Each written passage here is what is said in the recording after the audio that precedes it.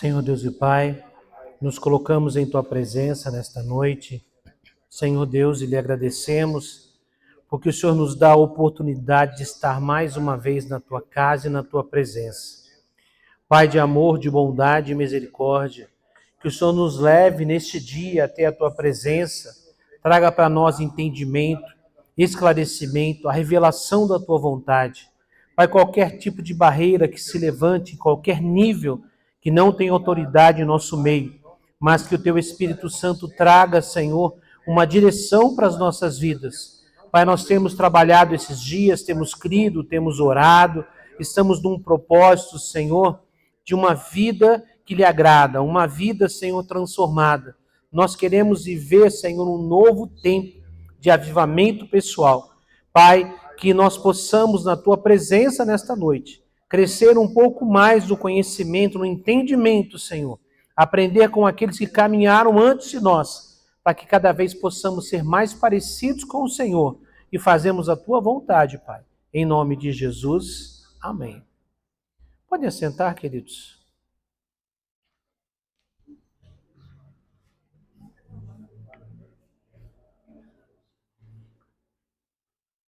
Meus queridos, nós estamos hoje na nossa terceira reunião falando aí sobre a questão do avivamento, que é o nosso tema aqui nas quartas-feiras. E na quarta-feira a gente está reservando para estudar um pouco da história. Por que estudar a história? Porque é a história que nos traz base sobre o que fazemos, não fazemos, as referências que temos. Quando a gente conhece a história e procura se aprofundar nela, conhecer, nós evitamos muitos erros e, ao mesmo tempo, também trilhamos um caminho muito mais suave e mais rápido, com mais objetivos sobre o que nós queremos fazer. Porque nós não temos necessidade de cometer os mesmos erros que os outros. Pastor, mas não somos falhos? Sim, somos falhos. Mas tem coisa que pode ser evitada, tem coisa que pode ser deixada de lado. Por outro lado, também tem coisas que nós precisamos fazer, às vezes não sabemos como a coisa aconteceu. Então, quando você aprende com outras pessoas, você vai melhorar o seu desempenho, evitar erros, né? E para isso precisa de humildade. Porque nós não somos as únicas pessoas com quem Deus fala, nós não somos a única igreja que tem Jesus, então a gente tem que ter essa mentalidade de crescimento, de humildade, de saber que nós sempre podemos e devemos aprender com as outras pessoas. Por isso estudamos um pouco da história. Claro, nós da igreja, a nossa base de fé, indiscutivelmente, é a Bíblia. Inquestionavelmente. Mas sabemos também que é importante conhecer a história de pessoas que utilizaram a Bíblia para vencer, né? Utilizaram a Bíblia para ter uma transformação de vida pessoal e também da sociedade. É por isso que nós estudamos um pouco da história dos avivamentos, da reforma e das transformações da sociedade no passar dos séculos. Hoje nós vamos falar sobre a reforma protestante. A semana passada falamos sobre pré-reforma, né? Falamos de Wycliffe, falamos de John Huss, os principais destaques da pré-reforma, mas que infelizmente não tiveram um apoio poderoso para poder desenvolver os seus projetos. Conseguiram muitas coisas, mas não conseguiram trazer a reforma realmente como ela deveria ser. Agora, a história que nós vamos estudar hoje é de Martinho Lutero, da Reforma Protestante. Ele conseguiu um grande passo. Não conseguiu tudo, mas conseguiu um grande passo para poder trazer uma mudança, não somente dentro da igreja, mas trazer uma mudança também na sociedade. Lembrando que avivamentos não mudam só igrejas. Avivamento mudam pessoas, mudam as igrejas e mudam também a sociedade. Individualmente, coletivamente e depois socialmente, ok? Vamos lá então, Reforma Protestante, Martinho Lutero. Qual o contexto histórico em que tudo isso aconteceu? Final da Idade Média, havia críticas à corrupção e ao luxo da Igreja Católica. Isso já vinha de muito tempo, mas ninguém tinha força para poder mudar. E quando fala corrupção, era corrupção mesmo, tá? Prática da venda de indulgências como causa principal de escândalo. Então haviam muitas práticas na Igreja Católica que as pessoas não concordavam. Muitos líderes, muitos teólogos, muitos estudiosos não concordavam com aquilo. Mas de todas as práticas existentes, havia uma que chamava mais a atenção, porque ela era muito descarada, né? Qual era? A venda das indulgências. O que eram a venda das indulgências? Eu falei rapidamente semana passada, porque isso já ocorria na época da pré-reforma. Havia o quê?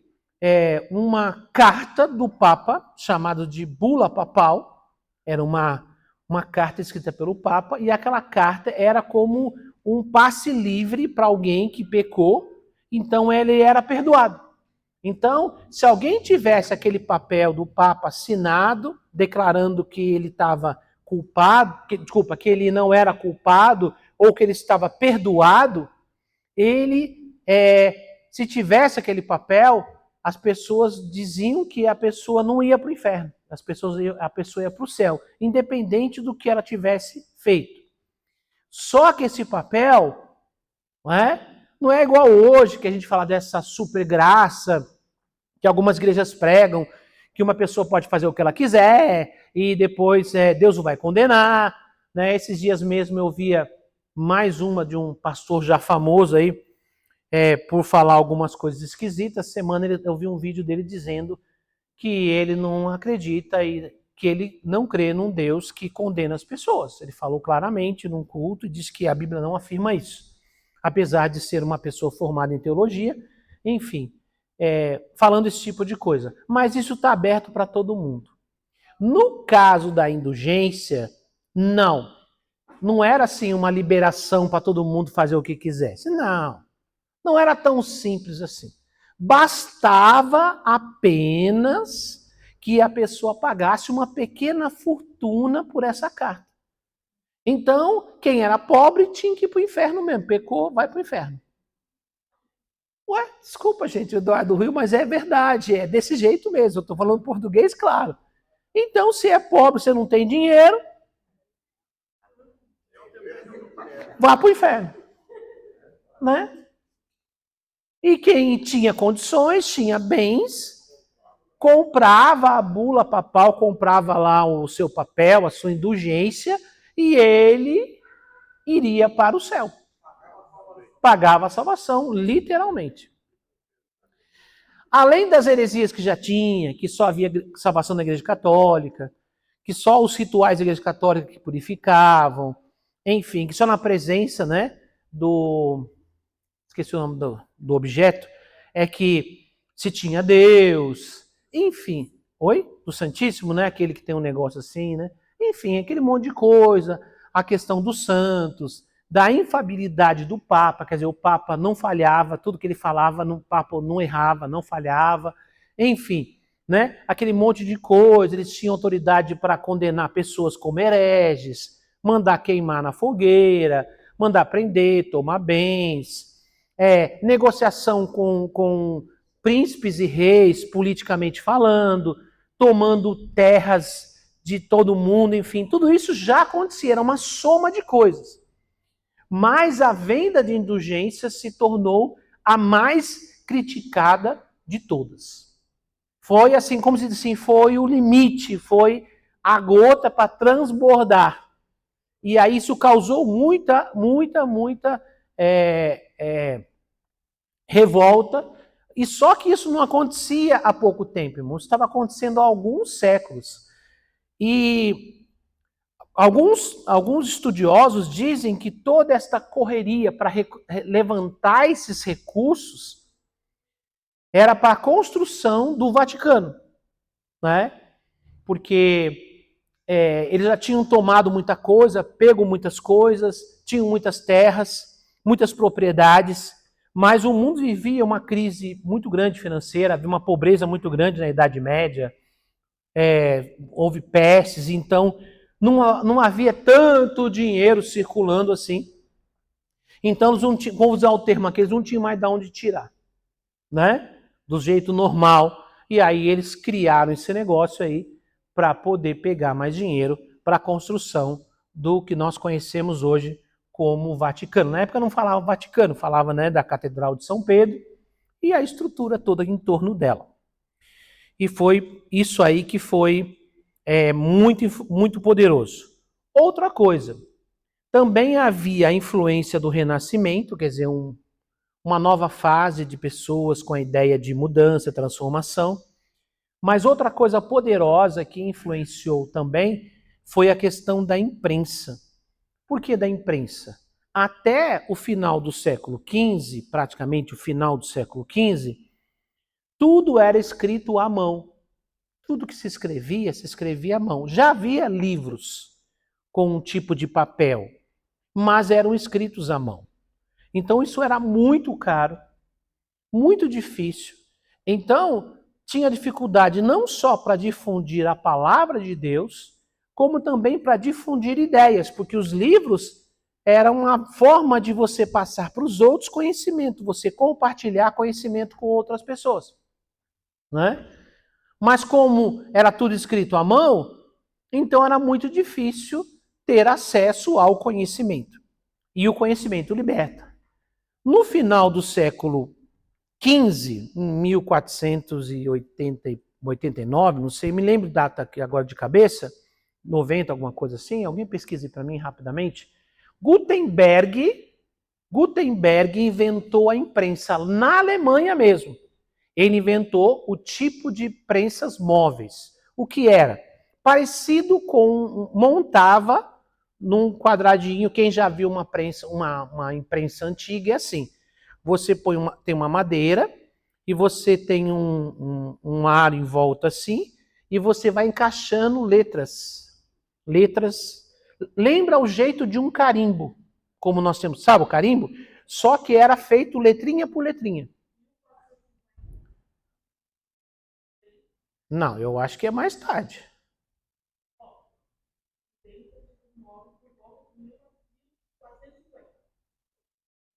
Achei até que era mais. Foi bastante tempo assim antes, eu achei que era no final do século, mas tudo bem. É isso mesmo? Então tá bom. Gutenberg, na Alemanha. Isso eu lembro que é Gutenberg, tá? Obrigado. Então, irmãos, um pouco antes, no século XV, no meio do século XV, tinha se inventado a imprensa, o sistema, e aí colocava aquilo, travava e fazia o sistema assim. Então, desse lado se colocava uma folha de papel assim. Desse lado se colocava, era assim, ó. Colocava uma folha de papel branca aqui.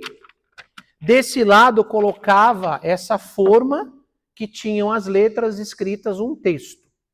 Aí passava um rolinho com tinta e fazia assim. E fechava. Tinha esse jeito e tinha um outro que deitava assim e apertava e pressionava. Mas o mais comum, depois difundido, foi esse de abrir e fechar, que até há pouco tempo algumas gráficas antigas ainda tinham pelo menos um modelo desse. E aí começou a se produzir muita coisa. Por quê? Porque agora você dava trabalho para fazer? Dava, claro, para você montar letra por letra. Mas só que com um tipo daquele, uma folha daquela, você conseguia fazer centenas, milhares de cópias, com certeza, muito mais rápido que escrever à mão. E aí começou a se difundir ideias de liberdade, questionando a Igreja Católica, questionando a maneira como os governos trabalhavam, porque trabalhavam em parceria com a Igreja Católica, uma exploração. Então isso também criou um ambiente, tá? Outra coisa que eu não anotei aí também é que, particularmente na Alemanha, na Germânia, né? Na época se chamava Germânia ainda, não era uma Alemanha unida, eram vários príncipes que tinham partes de terra na região da Germânia, que hoje é a Alemanha. Esses príncipes alemães, eles tinham tido desentendimento com o Papa. Então eles estavam revoltados com o Papa, em desacordo com o Papa. Então quando o Martinho Lutero vem para trazer a reforma, ele conseguiu ter apoio do governo local, dos príncipes alemães que o protegeram. Nós não falamos, né, de John Hus, por exemplo, que eles chamaram John Hus para conversar, disseram que ele ia ser livre e depois mataram ele, queimaram na fogueira. Então, com Martinho Lutero eles quiseram fazer a mesma coisa, já vai falar sobre isso. Mas ele tinha uma proteção. Então, o ambiente favoreceu as condições, a revolta, a imprensa, o momento do Renascimento, os príncipes alemães, que se a reforma fosse em outro país, ela não teria continuidade, porque o governo ia ajudar a abafar. Mas nesse caso, o governo alemão permitiu, apoiou. Então, há todo um contexto. Nós sabemos, claro, que tudo vem da direção de Deus. Há sempre um momento. Sempre tem gente orando, gente pedindo, gente clamando, não é? Existe também um clamor por justiça. As pessoas que sofrem clamam a Deus por justiça, independente se elas frequentam uma igreja ou não. E Deus é justo com as pessoas, independente se elas frequentam a igreja ou não. Saiba disso, tá? Deus não é só justo com os crentes. Deus é justo com as pessoas. Porque Deus é justo, independente de quem seja a pessoa. Então ele vai trabalhar com justiça. Logicamente, quem não serve a Deus vai ter uma dificuldade maior. Por quê? Porque ele vai ter que ser confrontado pelo seu próprio pecado. No nosso caso, nós somos justificados pelo poder do sangue de Jesus. Então, a gente tem acesso a Deus, não somos melhores que ninguém, mas entramos pelo caminho de Deus e por isso a gente é abençoado e muitas coisas não vêm sobre nós, não é porque Deus nos prefere, é porque nós vencemos isso pelo poder do sangue do Cordeiro, tá? Mas as pessoas não sabiam disso. As pessoas não tinham acesso. As pessoas só imaginavam que só havia salvação dentro da Igreja Católica. Elas discordavam de um monte de coisa, eram revoltadas, mas ao mesmo tempo diziam, fora dessa igreja, por mais que eu discorde dela, não vai ter jeito para mim. Se eu sair é pior. E aí como é que faz? A pessoa é escravizada, né? É uma escravidão espiritual, mental, espiritual. É terrível, irmãos, uma opressão. E aí todo esse ambiente vai trazer à tona uma pessoa que está buscando uma transformação. No caso, Martinho Lutero, nascido em 1483 e morto, né? E morreu em 1546. Quem era Martinho Lutero? Um monge agostiniano, né? Do grupo dos agostinos, né? De Santo Agostinho. É uma ordem da Igreja Católica, tinha algumas ordens da Igreja Católica, tinha lá de São Francisco, enfim, algumas ordens. Ele era professor de teologia em Wittenberg. Ele é que ensinava no seminário lá, ele era um teólogo. Lembra que eu falei para vocês? Que sempre as pessoas que se levantaram para questionar o sistema eram as pessoas que tinham um conhecimento maior. Não porque elas eram melhores, é porque elas tinham acesso ao que o povo não tinha. Primeiro, acesso aos textos verdadeiros, os textos originais. E segundo, conhecimento suficiente não só para ler, mas para interpretar os textos. Então, a gente falou de John Hus, a gente falou, né, do inglês, acabei de falar o nome dele agora há pouco, me escapou o nome, né? E eles também tinham esse conhecimento. Então, sempre vai aparecer pessoas com um tipo de conhecimento que vão ter condições de interpretar. Por isso que é importante conhecer, por isso que é importante estudar, aprender, porque o conhecimento é a arma da libertação. Só ter conhecimento não quer dizer nada. Mas se você não tem conhecimento, você é escravizado pela falta dele. Agora, tem gente que tem conhecimento e não usa. A questão é ter conhecimento para usar. Então, Martinho Lutero, por ser um teólogo, por ser um professor, ele tinha acesso aos textos. E ele começou a estudar os textos, e o texto de do Senhor, de Paulo, chama a atenção dele, dizendo que a salvação é pela fé. Isso não vem dos homens, isso vem de Deus. Falava sobre a graça. O que é graça? É favor não merecido. Não é por merecimento, não é porque eu sou bom, ou porque eu frequento a igreja, ou porque eu sou desta igreja, ou porque eu faço tal coisa, que eu vou ser salvo. Vou ser salvo porque Jesus morreu na cruz por mim. O povo não tinha acesso a essa informação. A informação é, Jesus morreu, morreu. Mas o caminho para você ser salvo é fazer parte da Igreja Católica, seguir os rituais, seguir todo o sistema deles, independente se eles gostavam, concordavam ou não. Agora, Martinho Lutero tem acesso aos textos. E a grande base da defesa de Martinho Lutero está na salvação pela fé. Tá? A gente vai falar um pouco mais sobre isso aqui. Então, irmãos, ele se destacou por questionar a autoridade papal e a prática das indulgências. Então, ele questionou a autoridade do Papa. Como é questionar a autoridade do Papa? Não é dizer, não, ele não é o líder da Igreja Católica. Na Igreja Católica ele não manda. Não, ele era o líder da Igreja Católica, sim. Ele mandava na Igreja Católica? Mandava também. Então, não é isso. Questionar a autoridade quer dizer o seguinte, olha, ele não tem essa autoridade de perdoar pecados como ele está dizendo que tem. Ele não é uma pessoa que não erra. Ele não é Deus aqui na Terra. E também a prática das indulgências, porque as indulgências eram um perdão do Papa para alguém que pagasse. Então, isso era muito usado como argumento. Primeiro, que não tinha fundamento bíblico, era uma aberração, né? Então, ele começou a questionar isso. E agora, irmãos, há um momento de rompimento. Alguns estudiosos mostram que alguns dos seus sermões, que ele fazia ao domingo pela manhã, as missas, ele já fazia alguns comentários, já apontava alguns textos, mas até então era uma insatisfação. Agora, em 1517, 31 de outubro de 1517, ele toma uma decisão radical, um rompimento com a Igreja Católica. Aí sim, ele deixa de somente criticar, fazer comentários, mas agora ele toma uma decisão. Né? Ele toma uma decisão mais radical. O que ele faz? Vamos ver aqui.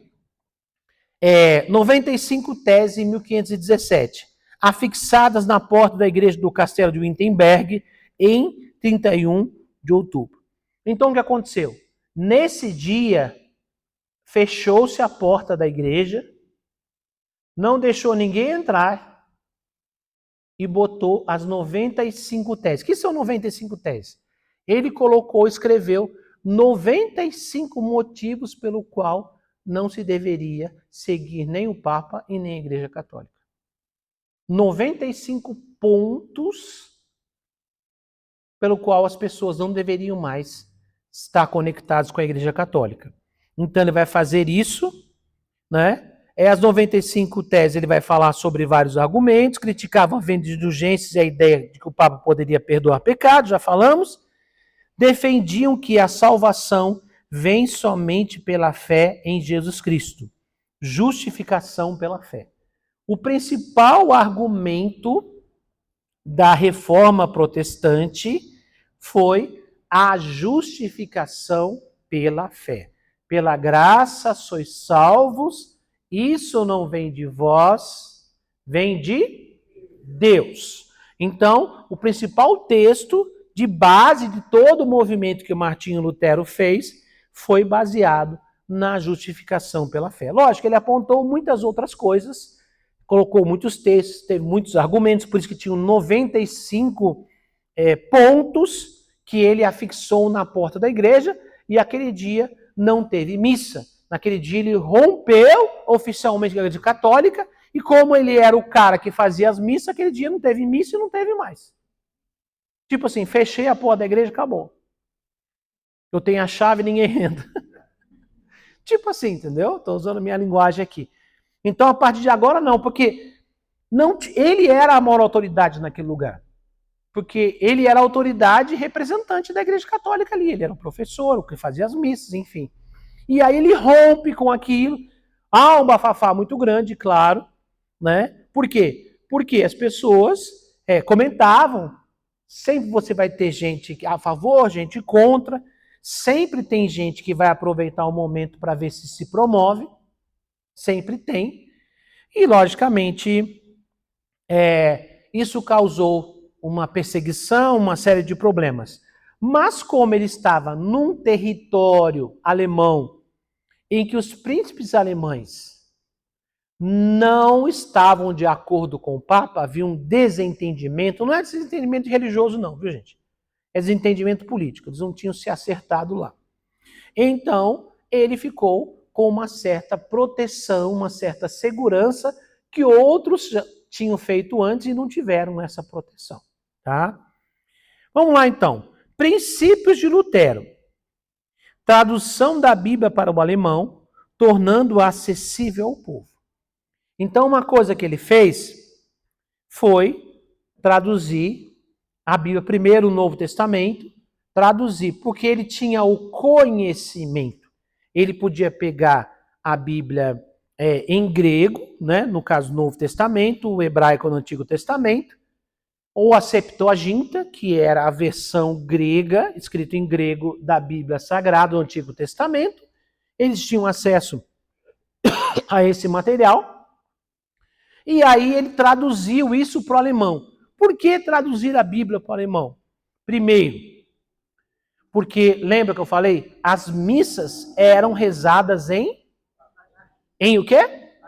Latim.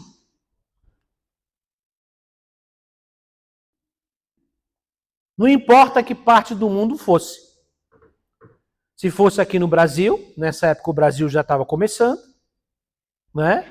Já tinha uma coisinha de Brasil aqui ainda.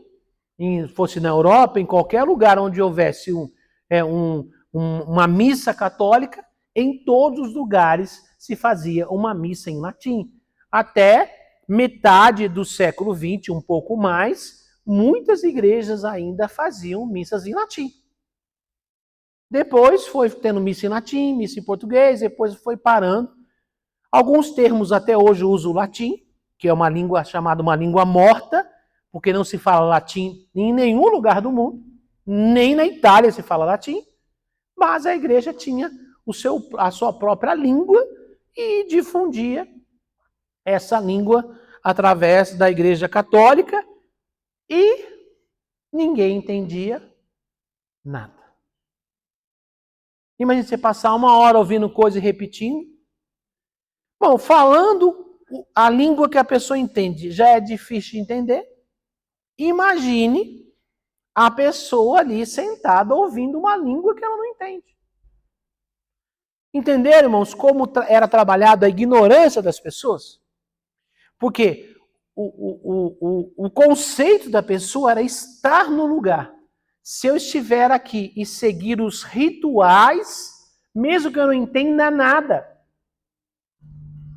Então, as pessoas decoravam. Minha mãe, que foi católica, né, na sua infância, cantou coral da Igreja Católica, ela dizia, né, que a avó dela, que não sabia nem ler nem escrever, rezava os terços.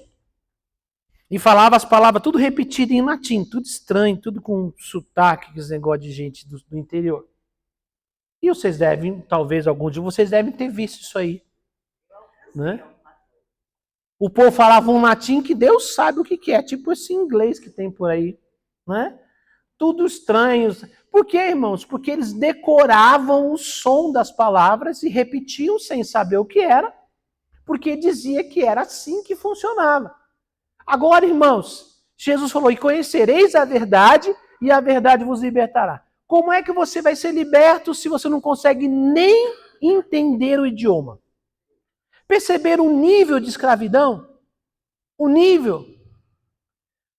Havia o quê? Só uma repetição de rituais. As pessoas decoravam os momentos da missa que eram repetidos. Talvez algum de vocês, quando eram menores, frequentaram uma igreja católica, você já sabe a hora que tem que ficar em pé, a hora que, não é assim? Fala tal coisa, né? Palavra do Senhor. Aí, né? Aí vai repetindo, entendeu? E, gente, eu nunca fui católico, então eu não posso ajudar muito vocês, porque usar a gente brinca que a gente ouve alguma coisa por aí assim, mas eu nunca fui católico mesmo, né? Já fui algumas vezes na igreja católica, claro, quando era criança, em algum momento. Mas como eu disse a vocês, eu fui criado quando criança no Testemunho de Jeová. Né? Minha mãe também foi. Filha de Maria, cantou no coral, fazia como é que chama? As procissões, né? Enfim, toda aquela coisa da igreja católica. Irmãos, não havia conhecimento, não havia entendimento. Era o fato de estar lá e repetir rituais, sem saber por quê. Então, agora, Martinho Lutero, ele traduz a Bíblia para o alemão. Então, lógico, não era todo mundo que sabia ler alemão, mas já melhorava muito. Por quê? Porque agora a Bíblia, primeiro, que ninguém tinha acesso à Bíblia. Já começava por aí. Porque, primeiro, era muito caro ter uma Bíblia, e quem é que ia ter Bíblia? Em latim. Para quê? Então, nem tinha e nem sabia ler. Agora, tendo livros, agora já não era um livro já com um custo mais baixo, mais acessível, que eram distribuídos por algumas pessoas. Então, agora, os textos da Bíblia estão em alemão. Quer dizer, as pessoas, não todas, mas uma parte delas consegue ler e consegue reproduzir, ensinar e falar. Quando as pessoas começam a ler a Bíblia, as pessoas se libertam e veem que não é aquilo que foi falado, daquilo que foi dito. Por quê? Porque eles falavam as coisas e depois chegavam lá e falavam, tem que ser assim. Mas você não tinha como argumentar dizendo que não era. Eles só diziam, a Bíblia diz isso, a palavra de Deus diz isso, a igreja manda fazer isso. E você não tinha como contra-argumentar porque você não tinha conhecimento.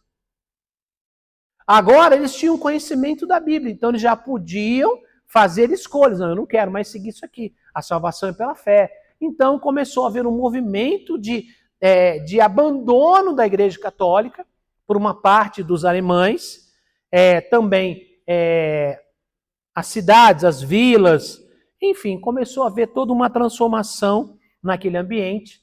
Muita coisa mudou, porque quando você passa a ter conhecimento, o ambiente muda, as pessoas deixam de ser miseráveis, porque a falta de conhecimento leva à miséria. A miséria. Então, quando as pessoas começam a conhecer as verdades de Deus e andar com Deus, a vida delas muda, naturalmente muda, prospera, tem uma vida melhor, tem uma vida diferente. Tá? É um processo natural das pessoas terem as suas vidas transformadas. Então, irmãos, aqui, ó, outro ponto, a valorização da fé pessoal em Cristo acima das obras e tradições da igreja. Então, agora, as pessoas entendem o importante é elas terem relacionamento com Deus. A valorização da fé pessoal. E não só o quê? Repetir coisas e tradições da Igreja Católica. Porque já entendem que repetir esses rituais não traz salvação. O que vai trazer salvação é um relacionamento pessoal com Jesus. Relacionar-se com a pessoa de Jesus. Né? Então, começa uma mudança. Martinho Lutero tem alguns pontos de defesa da Bíblia Sagrada que ele usa como base. É chamado as 5 solas. Né? 5 solas. Sola Escritura, que é somente a Escritura. Quer dizer, então qual é a regra de fé? Qual é da onde eu tiro a verdade de Deus? Da Bíblia. Ponto. Não é de tradição, não é de regimento interno de igreja, não é de tradição de igreja, não é do que o Papa falou, não. A minha base de fé está na Bíblia. Então, somente a Escritura. Sola fide, somente a fé. Para você ser salvo, você tem que ter fé que Jesus Cristo é o Filho de Deus e morreu na cruz por você. Então, o passo de mudança é a salvação pela fé. Isso não vem de vós, é dom de Deus. Então, na Bíblia diz que nós somos salvos pela fé. Sola gratia, somente a graça, quer dizer, eu não preciso fazer nada para ser salvo. Eu preciso somente crer, né? Então é a graça, não é porque eu sou merecedor. De solos Christus, somente Cristo. Jesus é o único caminho, não há outro caminho, não são pessoas, não é a Igreja Católica, não é o Papa, não são os padres, não são objetos, enfim, somente Cristo. E só lhe deu glória. Glória somente a Deus. Por quê? Porque praticamente se adorava o Papa, batia-se continência e obedecia inquestionavelmente à estrutura católica, aos padres, bispos, cardeais, né, arcebispos, enfim, toda a estrutura. E também aqui começa o rompimento com a idolatria. Porque agora a igreja protestante, ela já não tem mais imagens. Tá? Não tem mais Maria, não tem Pedro, não tem João, não tem mais as imagens. Ela ainda é muito no jeito tradicional, né? A estrutura ainda, mas para nós parece, nossa, como é? Mas para eles foi um grande avanço. Os avanços são progressivos. Não dá para radicalizar, sair de um e para outro. A gente vai entender que foram vários movimentos que vão trazendo a igreja de volta à igreja primitiva. Então a igreja que Deus quer, ela caminha de volta para ser como a igreja primitiva. Então, cada movimento que a gente vai estudar em algum momento aqui, vai melhorar alguma coisa, vai trazer uma revelação, vai trazer de volta um conhecimento, uma prática que as outras não tinham. Então essa igreja vou usar um termo aqui, não me entendam mal, é uma igreja fria. Por quê?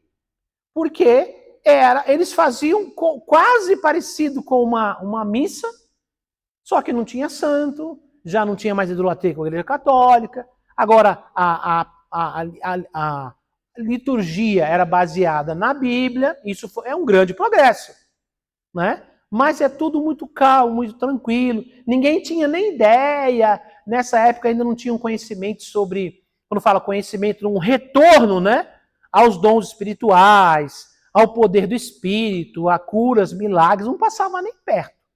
Mas o que aconteceu aqui foi um rompimento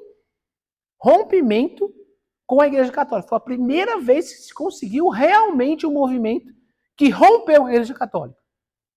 Por uma série de fatores que eu já expliquei aqui para vocês, que antecederam esse movimento, né? A invenção da imprensa, o Renascimento,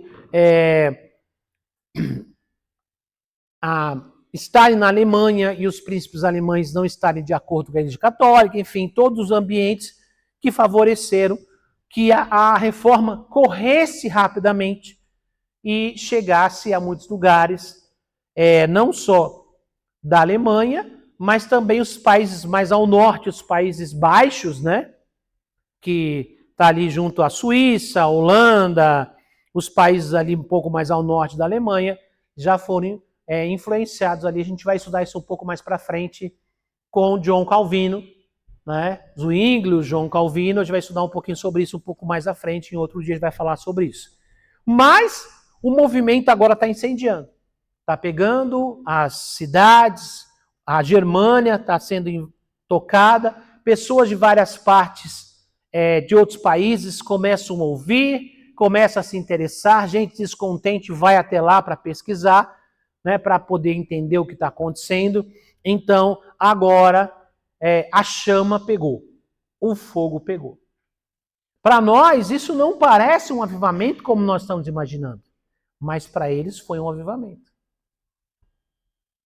Lembre-se, um avivamento começa com transformação das pessoas. Então começou com Martinho Lutero. E ele trouxe a palavra, e a palavra começou a transformar o coração das pessoas. E aí começou a haver uma coisa, começou a haver a salvação.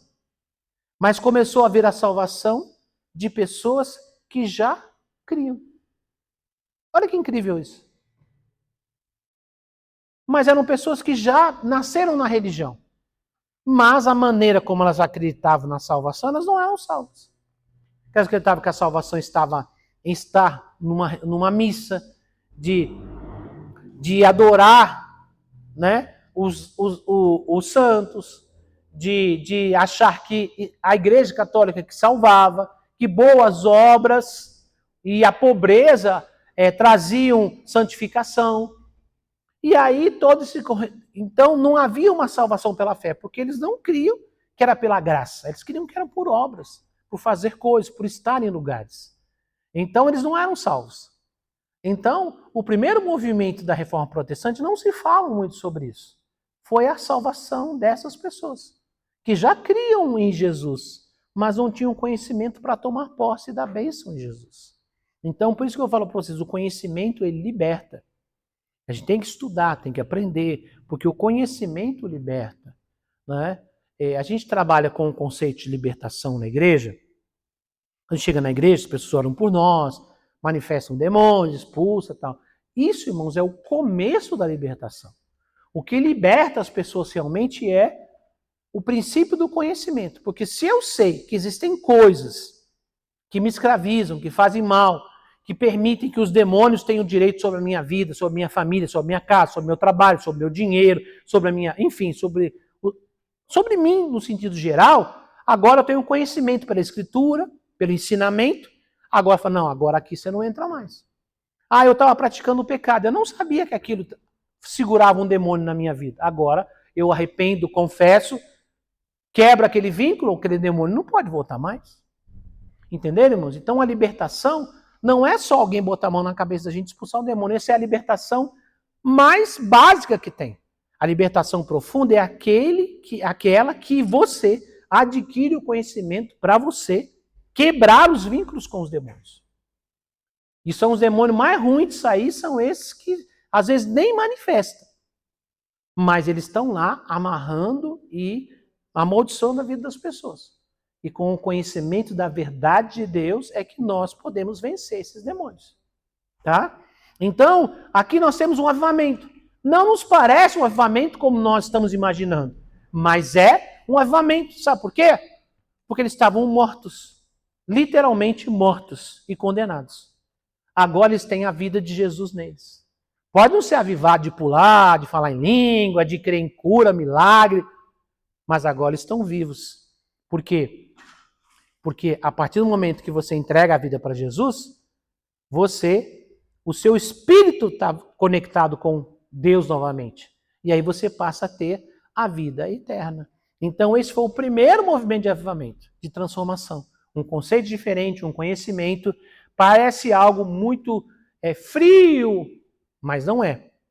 A partir daí Deus começou a trazer os outros movimentos. Se não tivesse esse, não teriam os outros. Então, são passos que Deus vai dando para trazer transformações. Uma transformação muito grande e muito radical é muito difícil de fazer.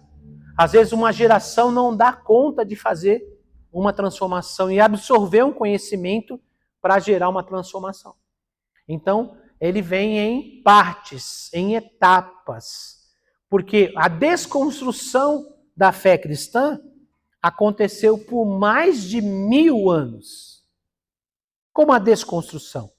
Porque até 300 e pouco a igreja cristã tinha a fé viva, a fé poderosa, uma igreja viva, uma igreja atuante, uma igreja poderosa.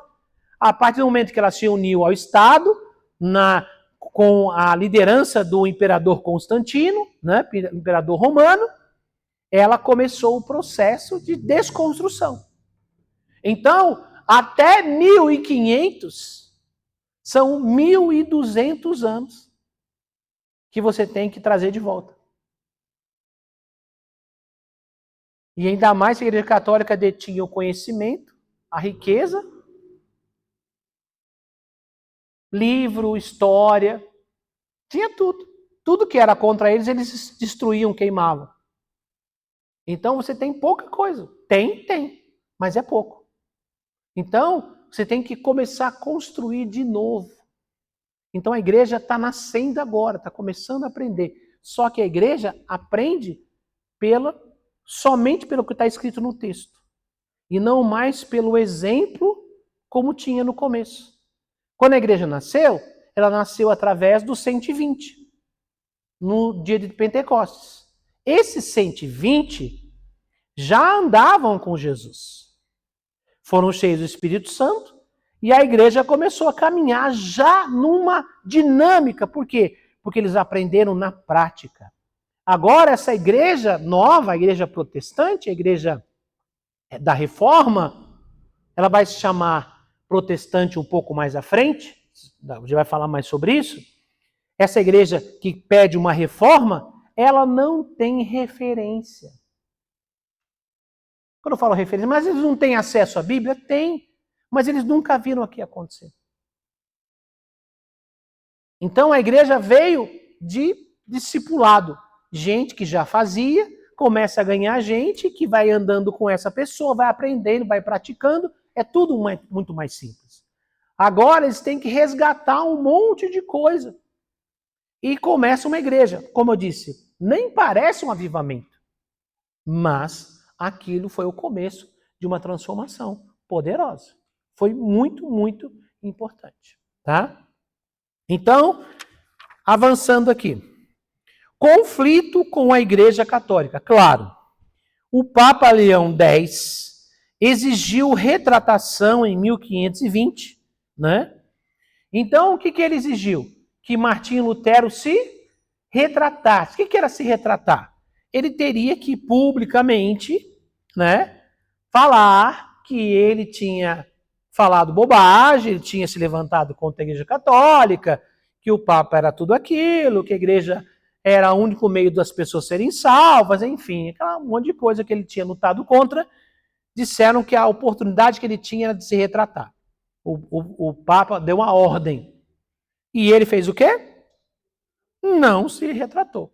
Então diz que Lutero se recusou e ele foi o quê? Ele foi excomungado, né? O termo excomungado quer dizer que não tem mais comunhão, né? Porque tá da comunhão, quer dizer, ele não pode mais participar lá daquele momento que o padre levanta o vinho, toma a hóstia, quer dizer, ele não tem mais, ele não está mais conectado à Igreja Católica e, consequentemente, segundo o que eles ensinam, a pessoa perde a salvação. Você está excomungado e se só a Igreja Católica salva, quer dizer, vá para o inferno, então. Né? Desculpa a franqueza, gente. É tipo isso. É verdade. Dieter de Worms, em 1521, ele é declarado herege. Quer dizer, o que é um herege? É alguém que... Né? Aqui, herege proscrito. Quer dizer, ele é um cara que está falando um monte de bobagem, é como se fosse um bandido. Entendeu? Pior que um bandido. É tipo isso aí. Tá? Então, ele foi declarado isso por quê, irmãos? Para que as pessoas tivessem medo de ouvir os seus ensinamentos ou os ensinamentos das pessoas que aprenderam com ele. Porque agora não é só Martinho Lutero que fala, agora tem um monte de gente seguindo o caminho dele. Começou um discipulado. Martinho Lutero não teria condições de sozinho fazer esse movimento. Mas a partir do momento que ele traz ensinamento, traz escritura, ele começa a formar pessoas com conhecimento e com acesso à palavra. Então essas pessoas também não só reproduzem o que Martinho Lutero fala, mas eles também têm acesso à palavra. Então não é tipo papagaio que vai repetindo, sem saber o que está dizendo. Agora, na língua deles, eles têm a Bíblia. Então eles vão lá no texto e conferem, é verdade. Então agora não é a verdade de Martinho Lutero. Agora é a verdade de Deus, da Bíblia. Então agora você passa a ter pessoas replicando esta verdade.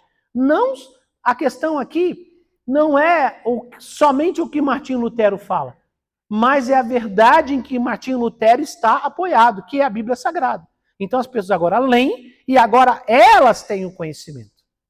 Isso é importante, né? A reforma trouxe acesso ao conhecimento. Não era, por exemplo, uma pessoa chegar e falar, não, eu li o texto sagrado lá e ele diz que quem todo dia de manhã der 3 pulinhos com a perna direita, ele não vai ter, ele vai morar no céu. Aí a pessoa fala, não, eu li, tá nos textos lá. Aí ele sai falando para os outros, porque ele acredita naquilo. Ah, não, agora não. Ele fala, a salvação é assim, porque a Bíblia diz assim, o texto diz assim, a salvação é pela graça, não vem de vós, é dom de Deus e tal. Explica. As pessoas agora pegam elas, o texto, e elas conseguem ler, porque está na língua delas. Então agora o conhecimento se espalha. E agora o conhecimento não é só repetição. Agora é transmissão de conhecimento. Agora as pessoas não só têm a informação, mas elas passam a ter o conhecimento do texto. E elas vão repassando. Então isso vai espalhando rapidamente. Tá? Então Martinho Lutero vai para um refúgio no castelo de Wartburg, não sei. Traduziu o Novo Testamento para o alemão. Então, nesse castelo, onde ele fica refugiado, porque, logicamente, a Igreja Católica quer matá-lo, mesmo ele estando em território alemão, protegido, havia uma certa insegurança, por quê? Porque a Igreja Católica fazia o que ela quisia. Mandava matar, mandava prender, enfim, fazia o que quisesse. Então, ele teve que se esconder durante muito tempo. E nesse tempo ele foi traduzindo, né, o Novo Testamento e compartilhando com as pessoas. Vamos lá então. Quais são as consequências desta reforma que Martinho Lutero propõe para a Igreja Católica? Né? Suas ideias espalham-se rapidamente pela Europa, como disse para vocês. Já tinha muita gente insatisfeita, mas que não sabia qual caminho seguir. Agora Martinho Lutero abre a porta e fala, é por aqui. E aí a coisa começa a correr rapidamente. Muitos príncipes adotaram o luteranismo para se afastar da autoridade de Roma, como eu falei para vocês. Então também havia um ambiente político favorável. Isso foi muito importante para que a fé protestante, né, a reforma, pudesse ser anunciada e pudesse crescer e não fosse sufocada como foram outros movimentos, como eu já falei para vocês aqui anteriormente. Houve alguns conflitos religiosos e sociais, como a Guerra dos Camponeses, porque também havia gente que ia defender a Igreja Católica, gente que ia ser contra, então começou a haver até desentendimento com algumas pessoas. Isso tudo eram ferramentas que se tinha para se combater esta mudança. Início de mudanças profundas na política, na cultura e na sociedade europeia. Então, como eu falei para vocês, o conhecimento traz liberdade. Então, muitas coisas não iam à frente, por quê? Porque a Igreja Católica detinha o conhecimento. E como eles não compartilhavam o conhecimento, geravam um tipo de escravidão mental e espiritual, as pessoas não avançavam. A vida das pessoas não avançava. Quando elas tiveram acesso à palavra, elas começaram a se libertar de certas tradições, de certos princípios, e espiritualmente também a vida das pessoas começou a mudar. Por quê? Porque agora Deus está abençoando a vida dessas pessoas. Deus está na vida delas. E quando Deus está na vida das pessoas, como eu falei para vocês, elas naturalmente mudam. As cidades mudam, eu vou falar isso, não sei se é a semana que vem, provavelmente seja a semana que vem, né? Muitas cidades europeias, elas eram podres de suja, doença, e a reforma protestante trouxe saneamento, limpeza, valorizar coisas melhores, uma mentalidade diferente, mudou o conceito sobre trabalho, sobre estudo, sobre melhoria de vida, enfim, pessoas começaram a sonhar em crescer na vida, que não podia, porque virtude era ser pobre, miserável, né? Enfim, então quando se tem conhecimento, acesso à palavra, muita coisa começa a acontecer de bom na vida das pessoas. Mesmo que fosse um pequeno movimento, né? Mas aquilo já fez diferença na Europa. A cultura, a sociedade, o trabalho, os relacionamentos, os ambientes começaram a mudar por causa da reforma protestante. Tá bom? Vamos lá, resumo final. A reforma protestante iniciada por Martim Lutero foi um movimento que transformou o cristianismo em Europa. Suas críticas à igreja e sua defesa da salvação pela fé e da autoridade da Bíblia abriram um caminho para o surgimento das igrejas protestantes e para profundas mudanças sociais e culturais. Então, aqui está só começando. Semana que vem a gente vai falar um pouco mais sobre o avanço, alguns outros movimentos, e a gente vai entender o que começa a mudar, né, na sociedade também, por causa desta reforma. Então, essa reforma, ela vai trazer o conceito, né? O conceito fala dos protestantes. O primeiro nome para os evangélicos foram o termo protestante. Então, os antigos falavam, os protestantes, assim, não? Antigamente, falavam, fulano é protestante, porque era o termo usado a partir da reforma, do protesto contra a Igreja Católica, os movimentos que tiveram na Europa. Então teve também uma contra-reforma, a Igreja Católica se levantou e tentou fazer um movimento para abafar a reforma. Enfim, teve muitos movimentos, mas não deu para parar. É um movimento que veio de Deus e não veio para parar. E ela abriu o caminho para transformações e mudanças até os nossos dias. A gente vai estudar um pouco sobre outros movimentos. Mas eu quero que você entenda, resumindo tudo que a gente falou aqui, é que um avivamento, ele sempre vai transformar. Não existe avivamento por avivamento. Ai, estou cheio de unção. Ai. O que mudou? Você está diferente? Você está mais crente? Você está mais fiel? Sua vida mudou? Seu caráter sendo transformado? Aquilo que eu já falei para vocês. Nós vivemos hoje uma época em que se valoriza muito as sensações, as emoções. Viva o momento. Já expliquei isso para vocês.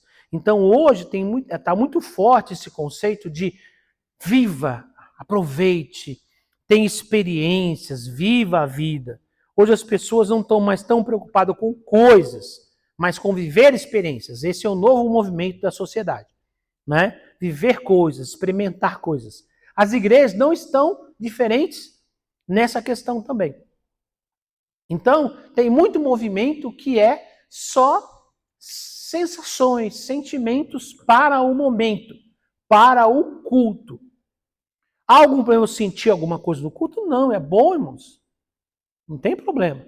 A questão é o que acontece depois do culto, nos outros dias, nos outros meses, o quanto essa experiência que você teve, esse culto avivado, esse avivamento, esse fogo, fez na sua vida. Essa é a grande questão que eu tenho levantado com vocês aqui. Não há problema nenhum em você ser cheio. Na verdade, a Bíblia fala para nós sermos cheios do Espírito. Paulo fala, vocês oram em língua? Eu oro muito mais do que vocês. Paulo não fala isso? Fala. Né? Não há problema nenhum nisso. A questão é que as pessoas não estão buscando o encontro com Deus para ter uma transformação. As pessoas estão buscando a experiência emocional que existe num ambiente como esse. Eu vou fazer uma comparação. Por favor, prestem atenção. Para você não achar que eu estou ficando herege. Tá? Por que uma pessoa bebe? Fala para mim. Porque a pinga é gostosa. Não? Não? Eu nunca bebi pinga. Só o cheiro é ruim. Irmãos, olha aqui para mim. Presta atenção. Olha aqui. Tem coisa que eu tenho dificuldade de entender. Mas assim, tudo é um momento. Por exemplo, eu nunca usei droga. Mas, por exemplo, eu sei que ela gera sensações. Por exemplo, fumar maconha. Tá? Meu Deus, aquilo fede, velho. Mas fede muito. Não é pouco. Cigarro já fede. Aquilo fede, irmão, de longe, irmão. Você tá andando no lugar, sente aquele cheiro horroroso. Pergunto para você. Por que uma pessoa fuma maconha? Porque aquela droga vai dar o que para ela? O quê? Sensações. Depois que passou o efeito da maconha, alguma coisa ficou melhor na vida dela? Não. Porque a pessoa bebeu. Ai, bebi. Ai, fica alegre. A pessoa é tímida, fica todo descontraído, não é assim, não? Fulano parece, né, um poste. Aí toma umas cachaças, já começa a dançar, contar piada, não é assim, não? Depois ele volta ao normal. A vida dele mudou? Não. Só a tendência talvez é até piorar. Você entendeu? Por que a pessoa busca isso? Porque ela busca o quê? Sensações. Para amortecer, muitos para amortecer as preocupações, as dores, os medos, as dúvidas, enfim, os sentimentos. É uma fuga, mesmo que momentânea, da vida. Aí vem a comparação. Preste atenção, não estou dizendo que é a mesma coisa. Mas tem gente usando as experiências na igreja como se fosse isso. Ele quer sentir. Se ele não sentir, Deus não está ali. A palavra está sendo declarada, mas se ele não sentir um arrepio que sobe daqui, que vem dali, um fogo não sei da onde, um negócio, Deus não está aqui. Ele tem que sentir. Só que, irmãos, presta atenção. O sentir coisas não traz a presença do Espírito.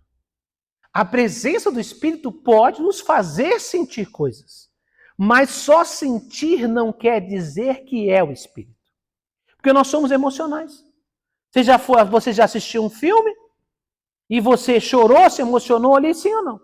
Talvez você viu uma cena bonita, aquilo te arrepiou todinho, mas não é o Espírito Santo. É uma coisa da sua carne, uma coisa da sua mente. É a conexão da mente, né, da alma com o corpo.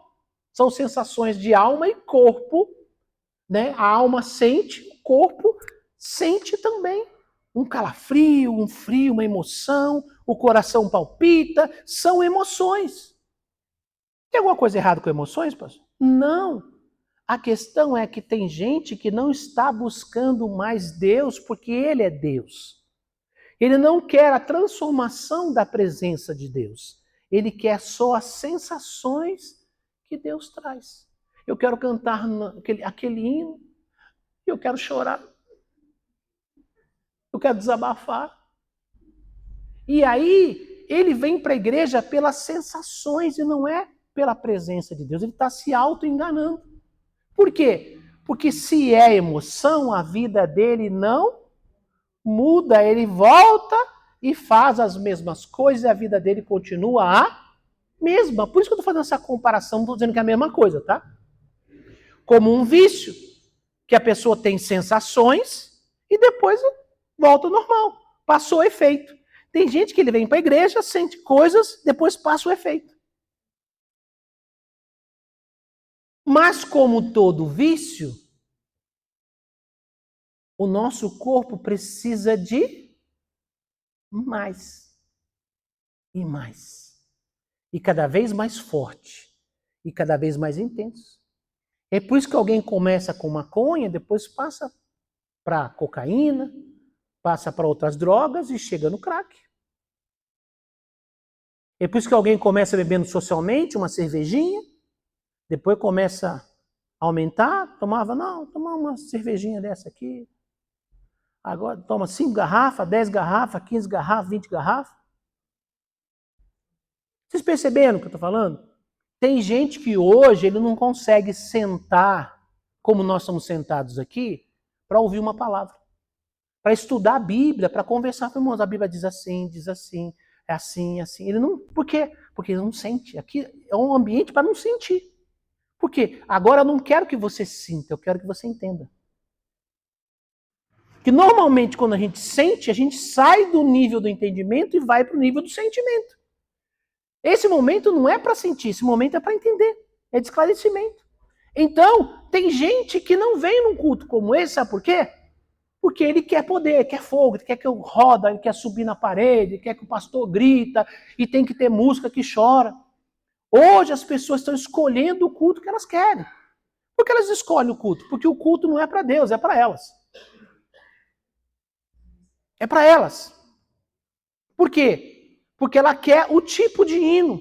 O hino que me emociona, esse hino mexe comigo, isso o quê, essa palavra, eu quero ouvir fulano porque essa pessoa fala um negócio assim, diferente. Irmãos, isso não tem nada a ver com unção, tem a ver com carne, com natureza humana. Eu não estou criticando reuniões poderosas, cheias do Espírito Santo, irmão. Nós somos pentecostais, a gente crê nisso. Nós temos que tomar cuidado para a gente não ir para o caminho errado, irmãos. A gente desprezar a palavra, desprezar a obediência, as verdades de Deus e começar a viver por emoção. Viver sensações. Você não vê esse povo, irmão, caçando vigília para tudo que é lado, já viu, não? Hein? Vigília, irmão, esse povo ora. Não. É vigília, irmão, tem 10 pregadores e 30 cantores. Vai orar que hora?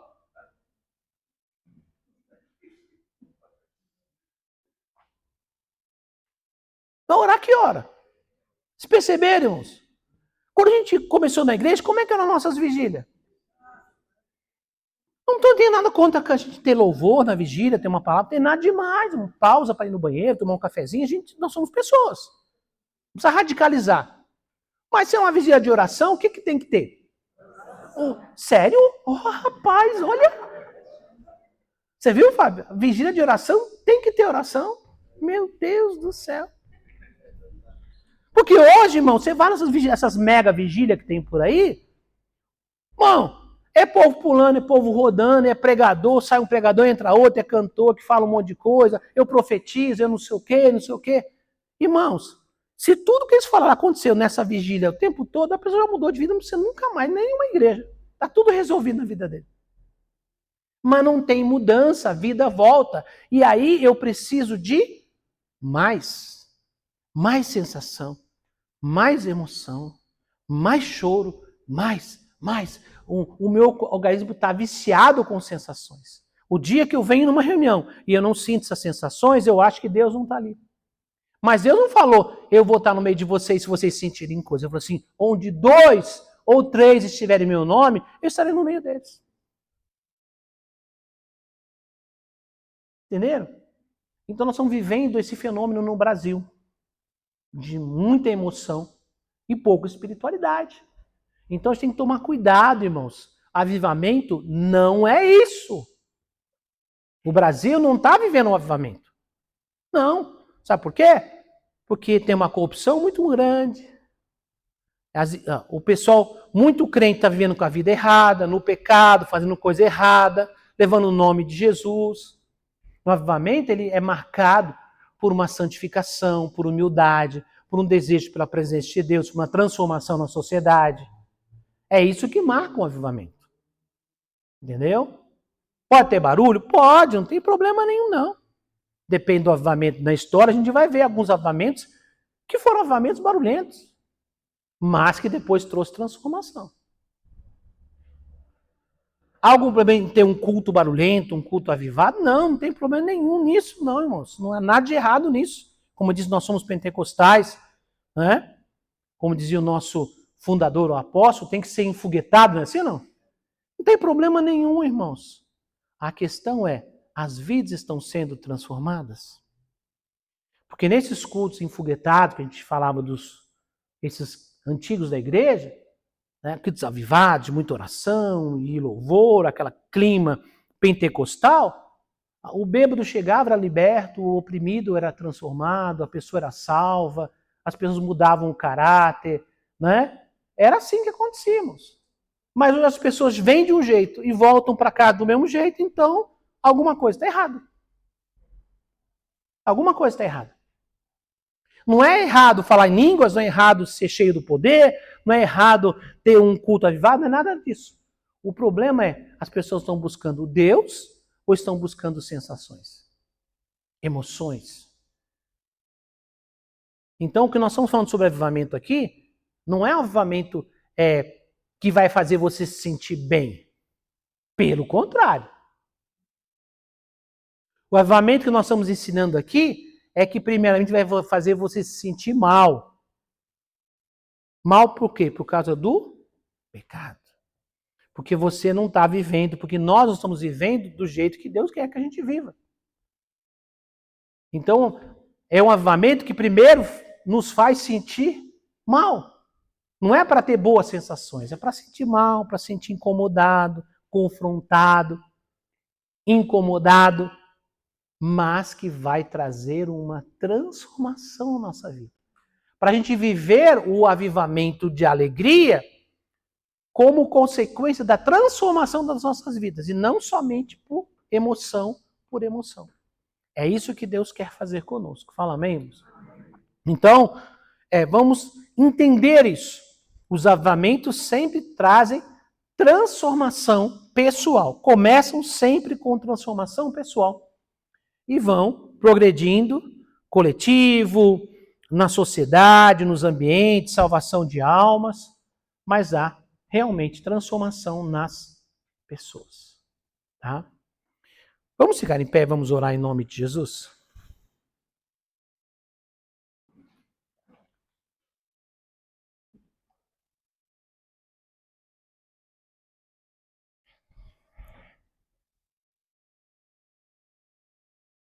Feche seus olhos e vamos orar. Vamos dizer, Senhor, que o Teu Espírito Santo nos conduza. Que nós sejamos instrumentos do Senhor para uma transformação na sociedade.